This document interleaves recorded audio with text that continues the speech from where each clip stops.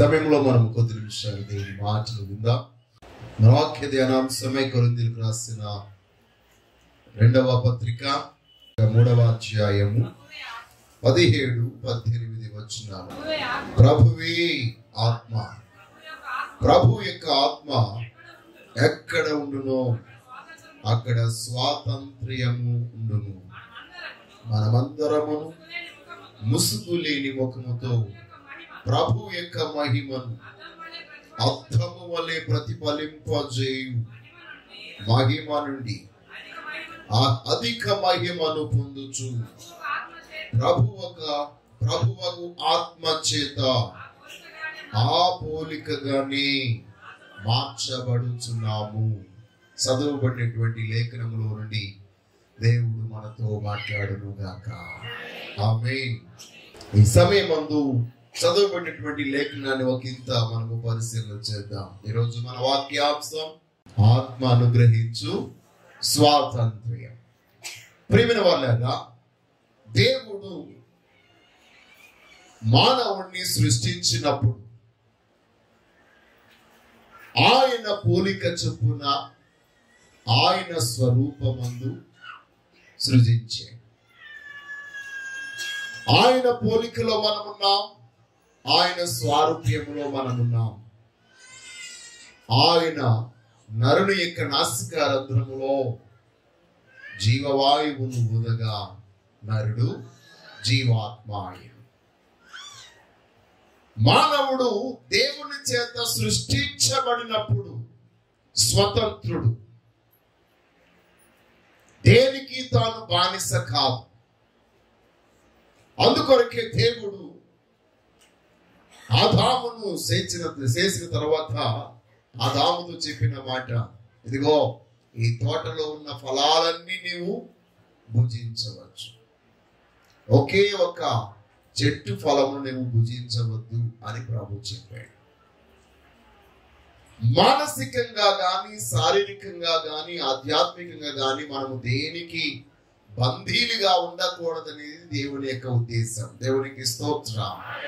ఈ రోజు సర్వశక్తి గల దేవాది దేవుడు మునుపు ఆయన మనల్ని ఏ పోలికలో, ఏ స్వారూప్యములో మనల్ని సృష్టించాడో ఆ స్వారూప్యములోనికి మరలా మనము రావాలని ఆయన కోరుకుంటున్నాడు. కనుక ఈ రోజు ఈ నా మాటలు వింటున్న వారందరి యొక్క జీవితంలో పరిశుద్ధాత్మ దేవుడు అలాంటి స్వాతంత్ర్యమును అనుగ్రహించును గాక.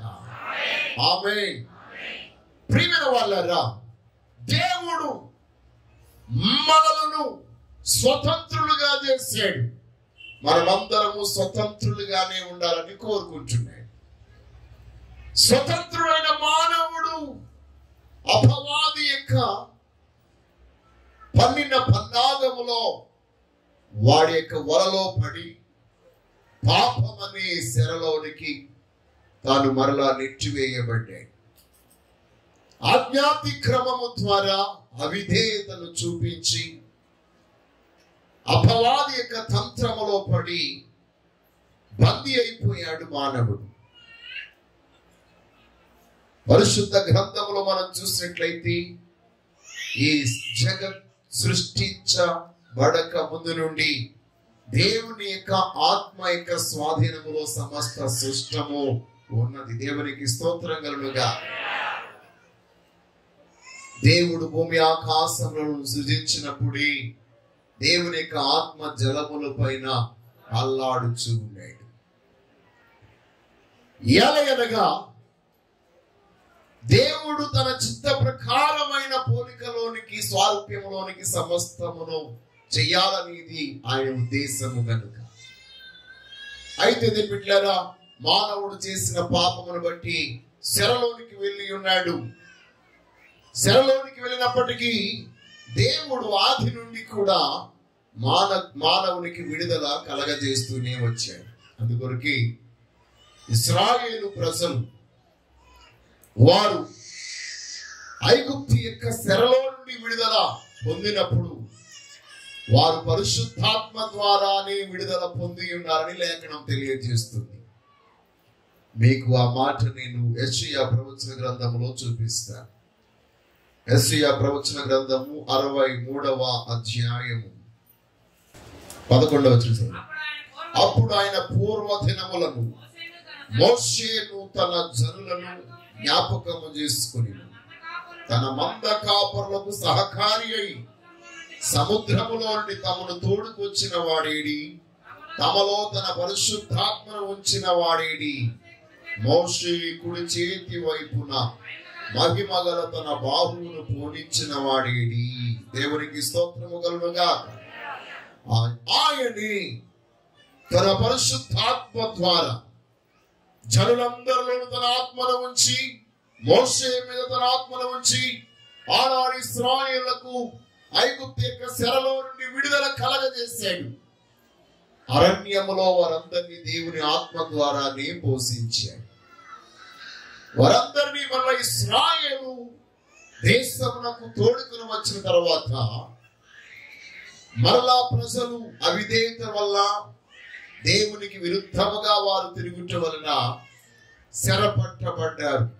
అనేకమైన సందర్భాల్లో బందీలైపోయారు. ఆ యొక్క సత్యాన్ని మనము న్యాయాధిపతుల గ్రంథంలో మనం చూడగలం.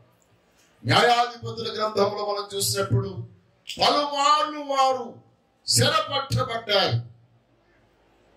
అమ్మోనీల ద్వారా, అమాలేకుల ద్వారా, కనానీయుల ద్వారా, యోబుసీల ద్వారా, మోయాబీల ద్వారా విభిన్న రకాలైనటువంటి జాతుల యొక్క చెరకు ఇశ్రాయేలీయులు వెళ్ళిపోయి ఉన్నారు. వెళ్ళిపోయినప్పుడల్లా దేవుడు ఒక వ్యక్తిని న్యాయాధిపతిగా లేపి ఆ వ్యక్తి మీద తన ఆత్మను ఉంచి తన పరిశుద్ధాత్మ ద్వారా ఆయా ప్రజలకు విడుదల కలగజేసినట్టు లేఖనాల్లో మనం చూస్తాం. ఒత్నియేలు, గిద్యోను, యొప్తా, సంసోను, ఇలాగ మనం చూసినప్పుడు న్యాయాధిపతులందరూ కూడా దేవుని యొక్క ఆత్మ చేత వారు ఎప్పుడైతే బలపరచబడ్డారు, అప్పుడు వారు ఎదుట ఉన్న ప్రతి శత్రు సమూహమును వారు నాశనము చేసి ప్రజలకు విడుదల కలగజేసేవారు. దేవునికి స్తోత్రం కలుగుగా. ప్రియ వాళ్ళారా, ప్రజలు భౌతికంగా, మానసికంగా, ఆధ్యాత్మికంగా, ఆర్థికంగా వారు బంధించబడినప్పుడల్లా దేవుడు తన ఆత్మ ద్వారానే ప్రజలకు విడుదల కలగజేసినట్లుగా పాత నిబంధన గ్రంథం మనకి సాక్ష్యము తెలియజేస్తుంది. దేవునికి స్తోత్రము కలుగునుగా. అందుకొరకే దావీదు దేవుని ఆత్మ యొక్క గొప్పతనాన్ని ఎరిగిన వాడు గనుక, దేవా నీ పరిశుద్ధాత్మను నాలో నుండి తీసివేయకు అన్నాడు. ప్రియమైన వాళ్ళారా, దేవుని ఆత్మ ఎక్కడ ఉన్నదో అక్కడ స్వాతంత్ర్యము ఉన్నది, అక్కడ విడుదల ఉన్నది. ఈరోజు మరి క్రొత్త నిబంధనలోనికి వచ్చినప్పుడు, క్రొత్త నిబంధనలో కూడా దేవుని ఆత్మ ద్వారా జరిగే విడుదల కార్యాన్ని మనము చూడగలుగుతూ ఉన్నాం. దేవునికి స్తోత్రం కలుగునుగా. మరి నాడు ప్రియ దేవుని సంఘమా, జీవము గల దేవుని సంఘముగా ఉన్న మనం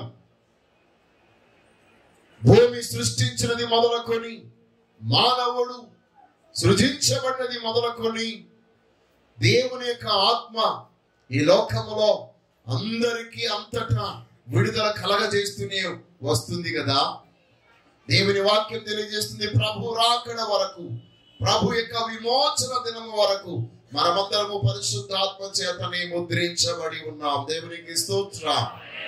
దేవుని ఆత్మ ఎందరినైతే ముద్రించి, ఎందరినైతే భద్రపరుస్తుందో వారందరూ కూడా ప్రభు యొక్క రాకడలో వారు ఎత్తబడతారు. దేవునికి స్తోత్రం కలుగునుగా.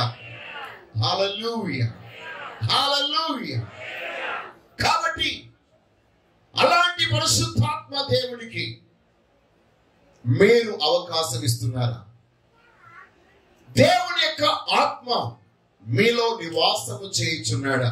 దేవుని ఆత్మ ఎక్కడ ఉంటే అక్కడ స్వాతంత్రం ఉంది. మీ వ్యక్తిగతముగా మీలో ఉంటే మీకు అన్ని విషయాల్లో నుండి ఏముంది? స్వాతంత్రం ఉంది. మీ ఇంటిలో పరిశుద్ధాత్ముడు ఉంటే మీ ఇంటిలో స్వాతంత్రత ఉన్నది. దేవునికి స్తోత్రం. సంఘములో పరిశుద్ధాత్మ దేవుడు ఉంటే సంఘంలో ఉన్న ప్రతి ఒక్కరికి స్వాతంత్ర్యము అనుగ్రహించబడుతుంది. దేవునికి స్తోత్రం కలుగుగా. కాబట్టి ప్రతి ఒక్కరము సంఘంలో ఉన్న ప్రతి ఒక్కొక్క వ్యక్తి కూడా దేవుని ఆత్మ చేత నింపబడిన వారముగా ఉన్నప్పుడు మనము స్వాతంత్ర్యము పొందుచు ఉన్నాం. దేని నుండి స్వాతంత్రం పొందాలి? ఆనాడు మానవుడు చేసినటువంటి పాపమును బట్టి భౌతికంగా బంధించబడ్డాడు, ఆర్థికంగా బంధించబడ్డాడు, అన్ని విధాలుగా తాను బానిసైపోయి ఉన్నాడని తెలియజేశారు. మరి ఈనాడు విశ్వాసులు ప్రియమైన బిడ్డలారా, పాపమునకు, రోగమునకు, అపవాది కుతంత్రములకు బానిసలైపోయి ఉన్నారు. బానిసలైపోయినటువంటి వీరందరూ కూడా విడుదల పొందాలంటే దేవుని ఆత్మకార్యం ఇప్పుడు జరగాలి. దేవునికి స్తోత్రం కలుగుగా. పరిశుద్ధ గ్రంథంలో ముగ్గురు మనకి స్వాతంత్ర్యం కలగజేసేవారు. నెంబర్ 1, మొట్టమొదటిగా మనం చూసినట్లయితే దేవుని వాక్యము మనకి స్వాతంత్ర్యము కలగజేస్తుంది. దేవునికి స్తోత్రం. యోహాను సువార్త 8వ అధ్యాయం 31వ వచనము నుండి మనం చూస్తున్నప్పుడు, కాబట్టి యేసు తన నమ్మిన యూదులతో, మీరు నా వాక్యమందు నిలిచిన వారైతే నిజముగా నాకు శిష్యులయుండి సత్యమును గ్రహించెదరు, అప్పుడు సత్యము మిమ్మును స్వతంత్రులుగా చేయును. దేవునికి స్తోత్రము కలుగుగా. జీవము కలిగిన దేవుని వాక్యం, మీరు నా వాక్యమందు నిలిచిన వారైతే నిజముగా నాకు శిష్యులయందురు, అప్పుడు సత్యము మిమ్మలను స్వతంత్రులు చేస్తుంది.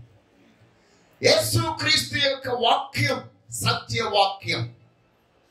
సత్యవాక్యము మానవునికి స్వాతంత్ర్యము కలగజేస్తుంది. దేవుని యొక్క వాక్యము వినుట ద్వారా మనకు విచారము నుండి విడుదల, అసమాధానము నుండి విడుదల, సమస్యల నుండి విడుదల.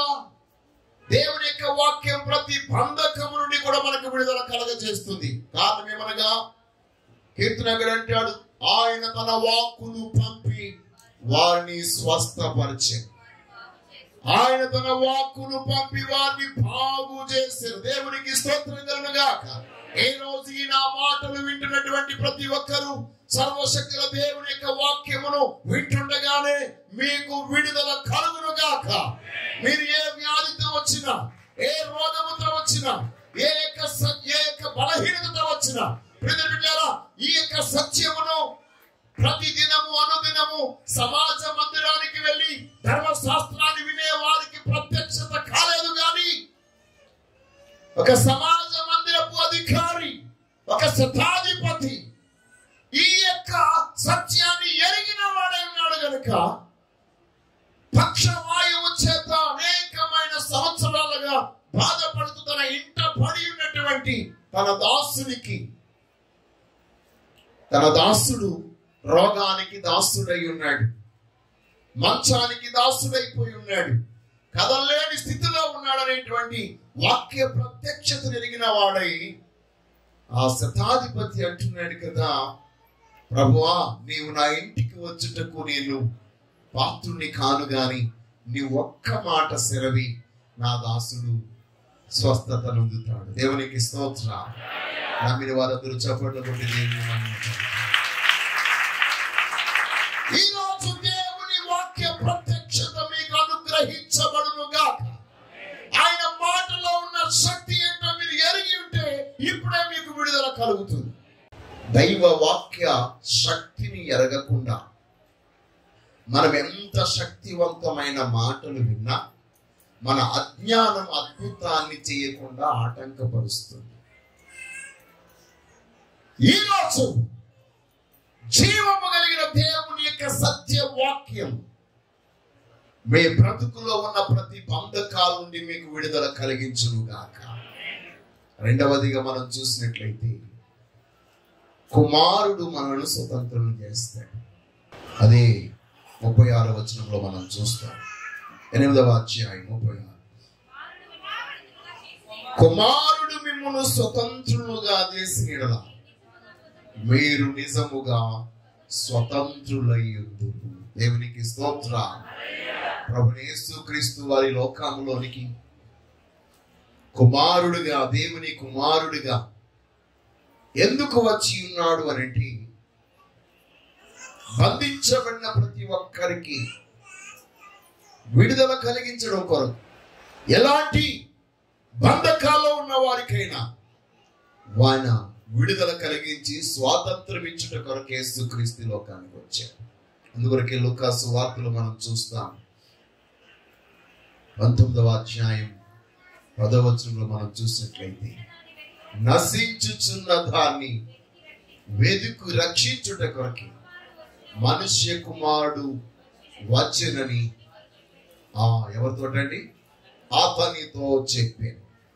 యేసుక్రీస్తు వారి లోకంలోనికి వచ్చినప్పుడు ఆయన ఎవరెవరి గృహాలను దర్శించాడు, ఏ వ్యక్తులను దర్శించాడో వారందరికీ ఆయన స్వాతంత్ర్యం ఇచ్చాడు.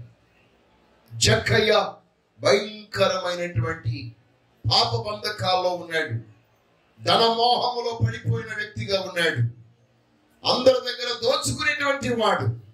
కానీ యేసుక్రీస్తు వారు స్వయాన అతని ఇంటికి వెళ్ళి అతనున్న బంధకాల నుండి అతనికి విడుదల కలగజేశాడు. దేవునికి స్తోత్రం. అతను నువ్వు మారిపోను, ఇలా చేసి అలా చేసి నీ ఆస్తి ఇచ్చే అని ప్రభు చెప్పలేదు. ప్రభు అతన్ని విడిపించాడంతే. మానసికంగా తనకున్న రుగ్మత నుండి విడుదల చేశాడు. వెంటనే అతను రూపాంతరము చెందాడు. దేవునికి స్తోత్రం కలుగుగా. ఈ రోజు ప్రభువైన యేసుక్రీస్తు వారి ద్వారా వ్యక్తిగతంగా మనందరము సంధించబడుదుము గాక. ఆయన యొక్క ప్రత్యక్షత ద్వారా మనం తాకబడుదుము గాక. మనలో రూపాంతరము అనుభవములోనికి మనము చేర్చబడుదుము గాక. హల్లెలూయా. ప్రియవారులారా, మూడవదిగా దేవుని ఆత్మ. పరిశుద్ధాత్మ దేవుడు ఎక్కడ ఉంటే అక్కడ స్వాతంత్ర్యం ఉన్నది. దేవుని ఆత్మ చేత ఎప్పుడైతే ఒక వ్యక్తి నింపబడతాడో ఆ వ్యక్తి ద్వారా ఆ చుట్టుపక్కల ఉన్న ప్రతి ఒక్కరికి విడుదల కలుగుతుంది. దేవునికి స్తోత్రం కలుగుగా. అపోస్తలులు పరిశుద్ధాత్మ చేత నింపబడిన వారై వారు వెళ్ళిన ప్రతి చోట దయ్యముల చేత పీడించబడుతున్న వారికి, రోగముల చేత పీడించబడుతున్న వారికి, సమస్యల చేత పీడించబడుతున్న వారందరికీ వారు విడుదల కలగజేసి ఉన్నారు. పరిశుద్ధాత్మ దేవుడు విడుదల కలగజేసేవాడు. ఈ సత్యాన్ని మనం అపోస్తలుల కార్యములు 10వ అధ్యాయంలో 38వ వచనంలో మనం చూస్తాం. 10వ అధ్యాయం.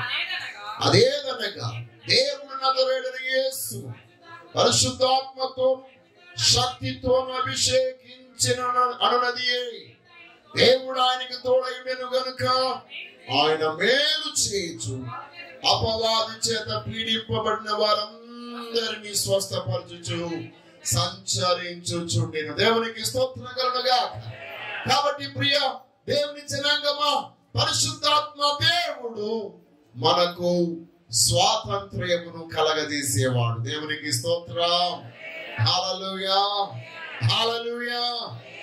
అనాది కాలము నుండి ఇప్పటి వరకు అన్ని చోట్ల ఎవరైతే దేవుని యొక్క ఆత్మకు అవకాశం ఇస్తున్నారో వారందరి యొక్క జీవితాల్లో పరిశుద్ధాత్మ దేవుడు స్వాతంత్ర్యమును కలగజేస్తూనే ఉన్నాడు.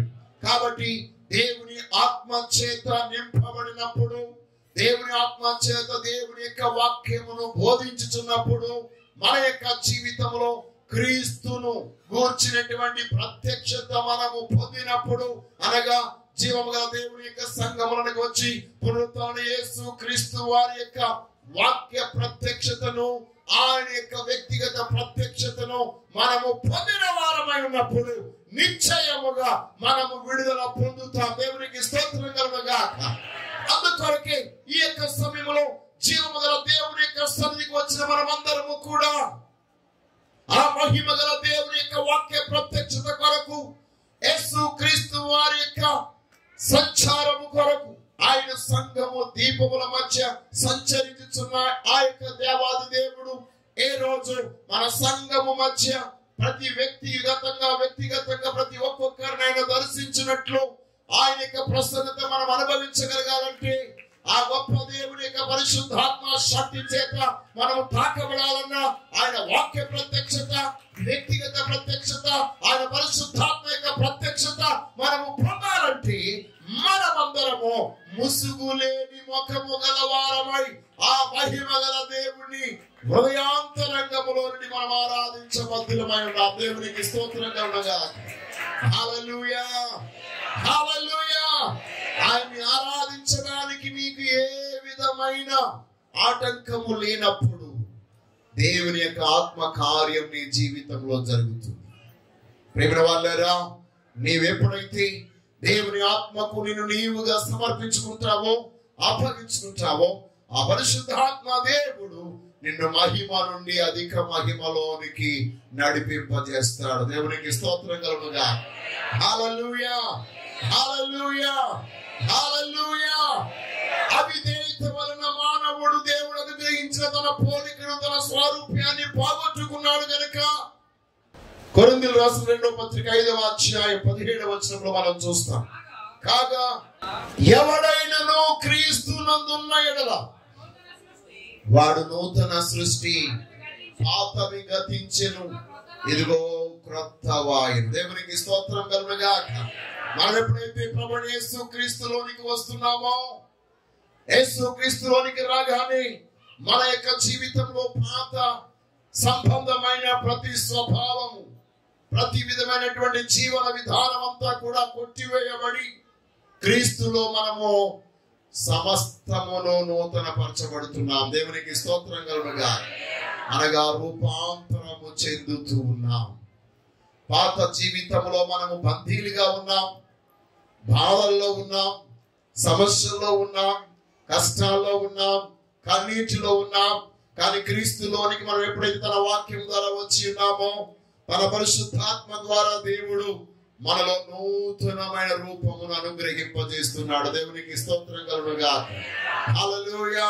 కాబట్టి ఈ యొక్క దినాన మనమందరము పరిశుద్ధాత్మ ద్వారా మహిమ నుండి అధిక మహిమలోనికి వెలుదుమోగాక.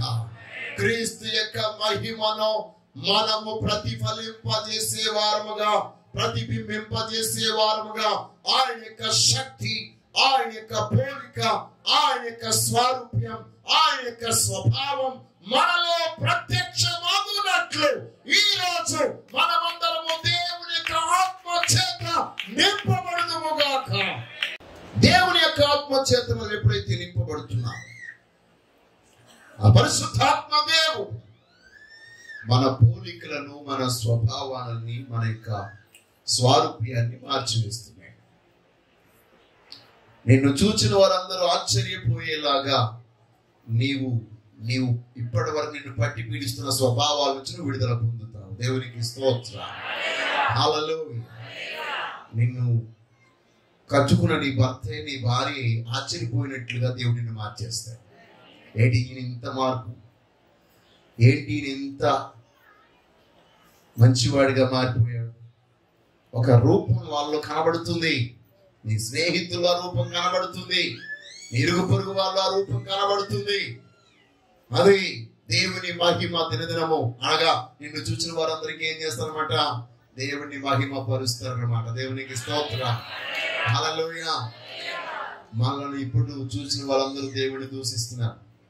దేవుడా, వీళ్ళని ఎందుకు పుట్టించావు?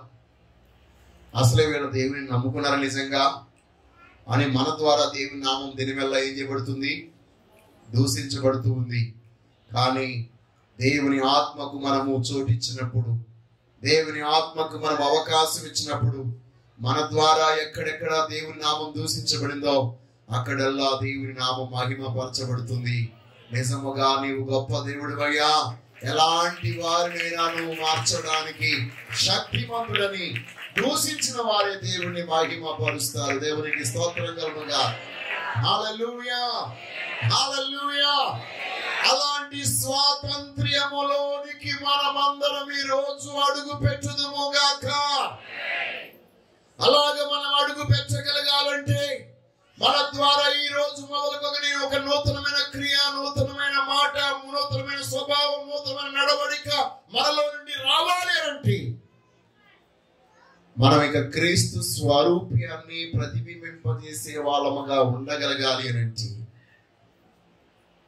మన వస్త్రాలు మార్చినంత మాత్రాన మారదు, కానీ ఈరోజు దేవుని శక్తిని ధరించుకోవడం ద్వారా మార్చబడతాం. దేవునికి స్తోత్రం. అలాగే తెల్ల వస్త్రాలు ధరించినంత మాత్రాన మనం మారిపోం, కానీ పరిశుద్ధాత్మ శక్తి చేత మనం ధరించబడినప్పుడు నిశ్చయముగా మనము మార్చబడతాం. దేవునికి స్తోత్రం. ఈ రోజు మీరు వాక్యమును ధరించుకొందురుగాక, క్రీస్తును ధరించుకొందురుగాక, దేవుని ఆత్మను ధరించుకొందురుగాక. మీ యొక్క జీవితం అంతయో ఆయన యొక్క శక్తి చేత మీరు ఎప్పుడైతే ధరించబడిన వారుగా ఉంటారో అప్పుడు మీరు పరిపూర్ణమైన స్వతంత్రులుగా ఉంటారు. దేవునికి స్తోత్రం. ఏ స్వభావానికి మీరు బానిసలు కాదటండి, ఏ ఆలోచనకు మీరు బానిసలు కాదు, ఏ విధమైనటువంటి దుష్ట సంబంధమైన శక్తులకు మీరు బానిసలు కాదు. అన్నిటి నుంచి మీరు విడుదల పొందుతారు. మనము స్వతంత్రములుగా తీర్చబడ్డామని చెప్పగలగాలంటే మన ప్రవర్తనలో మార్పు కలగాలి. దేవునికి స్తోత్రం. అన్య జనులుగా ఉన్నప్పుడు ఉన్న స్వభావాలన్నీ ఇప్పుడు మనలో ఉన్నాయంటే మనము దేనికో బానిసలమై ఉన్నామన్నమాట. ప్రార్థిస్తున్నాం, స్తుతిస్తున్నాం, ఆరాధిస్తున్నాం, దేవుని సన్నిధికి వస్తున్నాం, కానీ మన స్వభావాల్లో మార్పు రాలేదు, మన ప్రవర్తనలో మార్పు రాలేదు, మన క్రియలలో మార్పు రాలేదు. మునుపటి కంటే మరింత ఘోరమైన స్థితిలోనికి ఇప్పుడు ఉన్నాం మనం. అలాంటి స్థితిలో నుంచి మనం పరిపూర్ణమైన మార్పు చెందగలిగిన వారుగా ఉండగలగాలంటే ఈ రోజు పరిశుద్ధాత్మ దేవునికి మీరు సంపూర్ణంగా అప్పగించుకోవాలా. అప్పుడు మిమ్మల్ని దూషించిన వారిని మళ్ళా తిరిగి దూషింపక, మిమ్మల్ని అవమానపరిచిన వారిని తిరిగి అవమానపరచక, ప్రభు వారు చెప్పినట్లు ఆయన యొక్క పరిపూర్ణతలోనికి మీరందరూ అడుగు పెట్టినట్లు మత్తయి సువార్త 5వ అధ్యాయం 48వ వచనంలో అనుకుంటా, 47, 48 వచనాలు అనుకుంటా చెప్తున్నాడు, మీ సహోదరులకు మాత్రమే వందనము చేసిన మీరు ఎక్కువ చేయించినదేమి అన్యజనులు అలాగే చేయొచ్చు. మరి ఇప్పుడు ఎవరికి వందనాలు చెప్పాలి? మనం బైబిల్లో మనం చూస్తాం ఆ సహోదరి చేసిన క్రియ ఈ భూమి మీద సువార్త ప్రకటించినంత కాలం ప్రకటించబడుతుందని ప్రభు అన్నాడు. దేవునికి స్తోత్రం కలుగునుగా. మన గూర్చిన సత్క్రియ, మనము చేసిన మంచి పని ఈ లోకం ఉన్నంత కాలం అది ప్రకటించబడగలిగేదిగా ఉండాలంటే ఈ రోజు మనము పరిశుద్ధాత్మ ద్వారా స్వతంత్రములుగా తీర్చబడాలి. దేవునికి స్తోత్రం కలుగునుగా. హల్లెలూయా. నేను దేనికి బానిసగా ఉండను, నా స్వభావానికి నేను బానిసగా ఉండను, నా ఆలోచనకు బానిసగా ఉండను. పరిశుద్ధాత్మ దేవుడు నాతో ఏం చెప్తే మాట్లాడమంటే మాట్లాడతాను, వందనాలు చేయమంటే వందనాలు చేస్తాను, కరసకనం చేయమంటే కరసకనం చేస్తాను, వారితో మాట్లాడమంటే మాట్లాడతాను, వాళ్ళ మీద నీకు కోపం మాత్రమో ఉంచుకోను. దేవునికి స్తోత్రం. ఏ రోజు అలాంటి ఒక నూతనమైన రీతిలోనికి మనము మార్పు చెందబడిన వారముగా ఉంటే సమాజం ఎంత స్వచ్ఛమైనదిగా ఉంటుంది. గొడవలని ఉంటాయంటారా? సమస్యలని ఉంటాయా? కాబట్టి ఈ రోజు సమస్యలు లేని సమాజాన్ని సృష్టించడం కొరకు పరిశుద్ధాత్మ దేవుడు ఏ రోజు మనందరినీ స్వతంత్రులుగా చేయునుగాక. హల్లెలూయా. దేవుని ఆత్మ ఎక్కడ ఉంటే అక్కడ స్వాతంత్ర్యం. అభ్యర్థిగా ఎన్నిక చేయబడి మీరు గెలవగలగాలి అంటే పరిశుద్ధాత్మ దేవుడు మీలో ఉండాలి. పరిశుద్ధాత్మ దేవుడు మిమ్మల్ని గెలిపిస్తాడు. అప్పుడు మీకు అధికారం మీలో ఉంటుంది. దయ్యాలను చూస్తే మిమ్మల్ని చూసిన దయ్యాలు పారిపోతాయి. మీరెవరో వాళ్ళకి తెలుస్తుంది. దేవునికి స్తోత్రం. బిడ్డల సమస్యల నుండి, శోధన నుండి, బంధకాల నుండి మనమందరము విడుదల పొందుతాం. నిందలు రావని అంటలేదు, కష్టాలు రావని అంటలేదు, శ్రమలు రావని అంటలేదు, రోగాలు రావని అంటలేదు. అవన్నీ వస్తాయి. కానీ వాటన్నిటి నుంచి మనం విడుదల పొందుతాం. దేవునికి స్తోత్రం.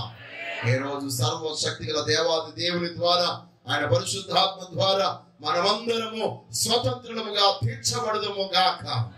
హల్లెలూయా, హల్లెలూయా. పరిశుద్ధాత్మ దేవుడు మీకు స్వాతంత్రము కలగజేసినప్పుడు ఎవరితో మాట్లాడలేని మీరు మాట్లాడగలుగుతారు, క్షమించలేని మీరు క్షమిస్తారు, ప్రేమ చూపలేని మీరు ప్రేమ చూపిస్తారు. ఇక దయాగుణము, జాలి, కనికరము ఇవన్నీ మీలో నుండి ఉద్భవిస్తూ ఉంటాయి. దేవునికి స్తోత్రం కలుగునుగా. దేవుని ఆత్మ చేత నడిపించబడిన వారమే మనం చేసినప్పుడు అది నిశ్చయముగా ఒక ఉన్నతమైన సత్క్రియగా మార్చబడుతుంది. దేవునికి స్తోత్రం కలుగునుగా. కాబట్టి ఈ రోజు సర్వశక్తుల దేవాది దేవుడు మీ కుటుంబం ద్వారా, మీ ద్వారా ఎక్కడ దూషణ దేవుని నామానికి దూషణ కలిగిందో అక్కడల్లా దేవుని నామ మహిమ పరచబడి, మహిమ నుండి అధిక మహిమకు క్రీస్తు యొక్క ప్రత్యక్షతను మీరు ప్రతిబింబింపజేసేనట్లుగా పరిశుద్ధాత్మ దేవుడు ఈ రోజు మీ అందరికీ స్వాతంత్రము కలగజేయునుగాక. ఆ పరిశుద్ధాత్మ దేవుని ద్వారా మీరు అందరూ విడుదల పొందుదురుగాక. ఈ నా మాటలు వింటున్న ఈ వినికిడిలోనే, ఈ సమయంలోనే ఆ దేవుని యొక్క ఆత్మ మీకు పరిపూర్ణ విడుదల కలగజేసి మన పరలోకపు తండ్రి పరిపూర్ణుడగునట్లు మనమును పరిపూర్ణులుగా చేయబడదుమో గాక. అలాంటి ఉన్నతమైనటువంటి స్థితిలోనికి దేవుడు మనందరూ నడిపించును గాక. ఈ మాటలు దేవుడు మీ మధ్య దీవించి ఆశీర్వదించును గాక. ఆమేన్.